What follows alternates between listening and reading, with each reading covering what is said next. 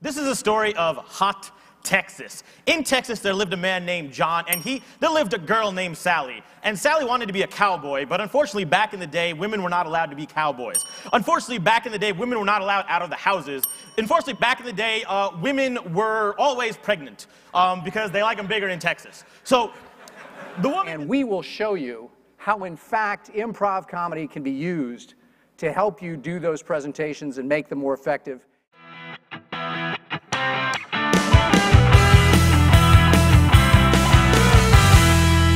Life isn't scripted, right? No matter how much you want it to be with your presentations and your brochures and you know what you want to say, life is the ultimate improvisation.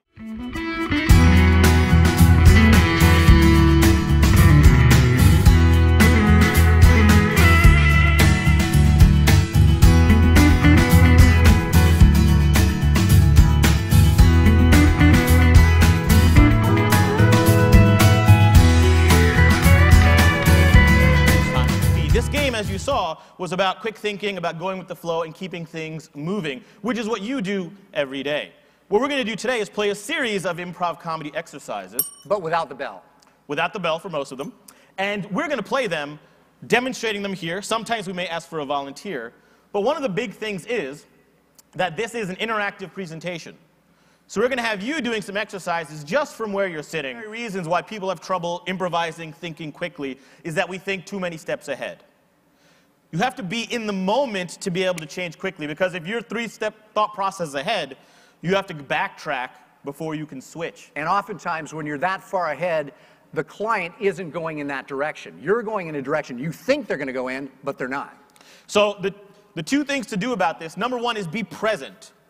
And the way you do that, number one, is by having your material down cold. Right? There's no excuse for lack of preparation.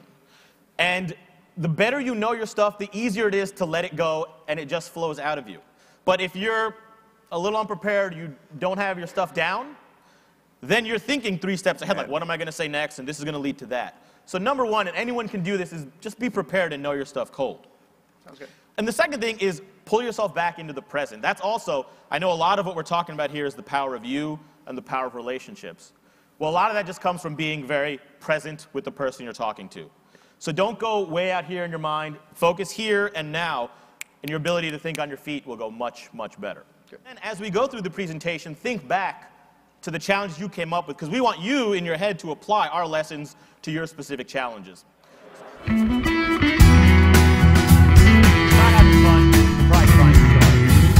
learned over the years doing this, it's so great. All people are funny.